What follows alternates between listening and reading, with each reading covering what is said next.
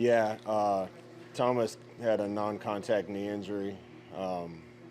Just unfortunate play, just kind of a nothing play, and went down. And he's going to get surgery tomorrow.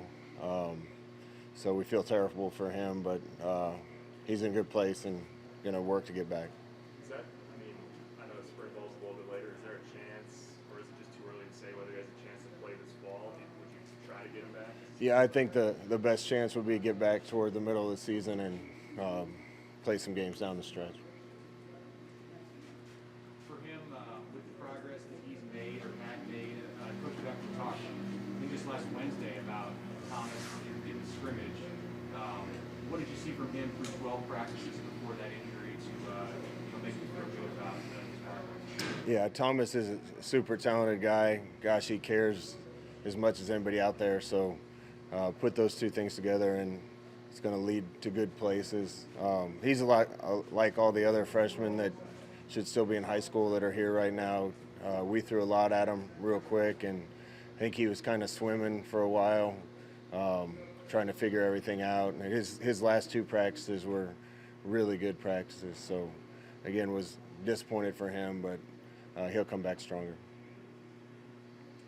Staying in that room, James Carney was a guy that was limited early. What have you just seen from him, I guess, in his first spring, sort of behind the veterans in that room? Yeah, kind of the same thing. We got some really good guys in that room that are playing at a really high level right now.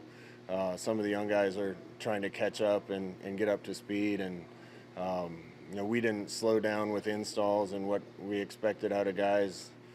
For the young guys, we pushed forward with it, and some of those guys were confused quite a bit during spring, but I've seen real good improvement out of all those guys. How do you sort of set up on Saturday? Is it a lot of live work, or what do you have? Yeah, we've been going around and around on it. We've had a physical spring. We needed it. We haven't had a real spring ball in 2 years, and we need to make up for some lost ground. So we've had a physical spring. I've asked a lot of the guys, and they've given it to us. We've had, I think, a couple times up to 43 guys on our injury list with everything from a couple big ones to tweaks and sprains and bumps and bruises. So we're a little beat up, but we expected that with the type of spring that we had. We're going to have a full game with two teams. First half's going to be thud, and we're going to let a lot of the old guys play. Second half, we're going to leave a lot of the young guys out there, and the second half's going to be live and tackle to the ground. So that's kind of the format we landed on. It's going to give us a chance to get some more work out of our veterans and then get some live reps for our young guys. What's your thought on how you'll handle Adrian on Saturday? Will he play much? Or? I imagine most of the veterans will play the first half now that it's not tackle. It's going to be practice tempo, and we'll trust the referees to blow it down at their discretion, and that's going to give us an opportunity to let some of the veterans play a little bit more. How have you seen your young quarterbacks grow? I know you're sort of in it every day, but over the last 4.5 weeks? Steady improvement is how I would characterize it. Matt Masker continues to do good things. Logan Smothers just every single day got better, and his control and command of the offense is improving and getting to a point where I feel great with him.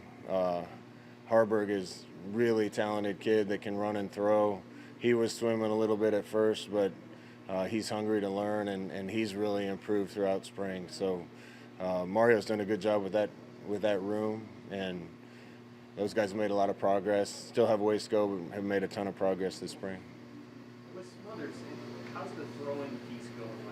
Are you comfortable with where he is with his stroke and his footwork, or are you guys still working through improving that with him? He's working through a few mechanical things with Mario and has been for a while. Really started to see the benefits of that this spring. And honestly, when he doesn't think about it, anytime you're trying to alter something, when you're thinking about it, you get a little in your own head. When he doesn't think about it, he rips it great. So we'll keep working with him, but I expect by this fall it'll be second nature to him.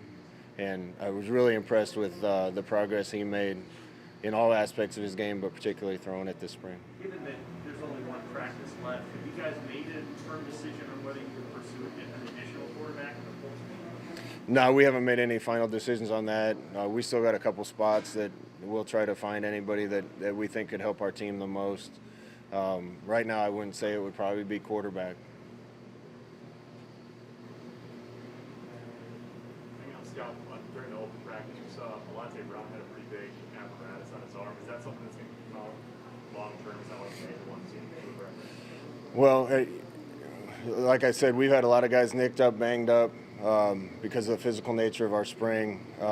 I think Thomas is the only one that won't be ready to start practice in fall camp right now. So the rest of the guys are day-to-day things or fighting through things or 4 to 6 week things. There's a few guys that I think will be ready this summer, Alante and Step and some of those guys. But right now, I think there's only one to report that I don't think will be ready first day of fall camp. We've had to ask you a lot of questions about the offense. What have you seen? Obviously, you got a veteran defense. Have you liked what you've seen from that side of the ball? Sort of where are they at as spring ball? Yeah, I've liked what I've seen. We got a long way to go. We got work to do. But there's no doubt there's been progress, and especially some of the areas I think that we didn't perform real well last year. Some of the things that got us beat last year have really improved. It's been a real emphasis put on making sure we don't turn the ball over on one side and trying to get it back on the other. I think special teams has made a big jump. I think we're a more physical team up front on both sides. I think the offensive line has made some giant strides. So I'm really pleased. It's been a good back and forth all spring between the offense and defense, and I've seen a bunch of improvement on both sides. How important is the spring game for you in terms of evaluation? Is it just like any other practice? Is there a little bit more, or how would you say?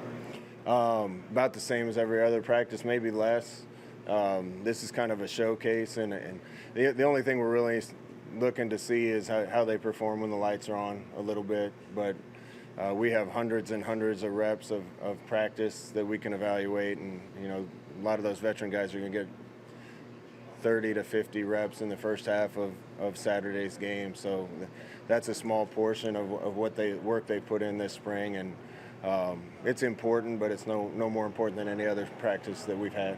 I know you guys can't technically host the recruits, but there are going to be a lot of people that buy tickets in the stands that have interest in Nebraska football. How do you get your message out to those kids that are going to be here on Saturday, and what can you do, or what do you hope to do with so many different guys in the stands? Yeah, strange times. There's not a lot we can do. We want to get as many recruits to Lincoln, Nebraska as we possibly can. Said it a bunch, but when we get people here, we got a great chance of getting them, and spring game gives them a chance to come see the atmosphere and see town. Wish we could do more with them, but can't do anything with kids that come to town until June. How do you have the play calling duties set up for the two teams on Saturday? It's going to look a little funny. We're going to put Coach Chins and Coach Lubick up in the box, and they're going to call the game on both sides for both teams. And then just to help the coaches out, we're going to put both offenses on one sideline and both defenses on the other sideline. So we'll have a red team and a white team on the east and a red team and a white team on west, and let the same two guys call the whole game. How curious are you to see your running backs on Saturday? Yeah, we got talent in the running back room. Those guys have all missed a couple here and there, most of them, couple practices. So really looking for somebody to step forward and take that position. We got a lot of good candidates that have all done a lot of good things. But we're going to let those guys play the whole game. So they'll get the first half thud, and we'll leave those guys and let them play in the second half and live. And been impressed with that whole group. Just looking for somebody to come out of that pack and be the lead dog for us. You got a taste of fans out here a couple weeks ago. Many more this Saturday. What do you expect emotions to be like? You from some maybe older players, younger players with that change.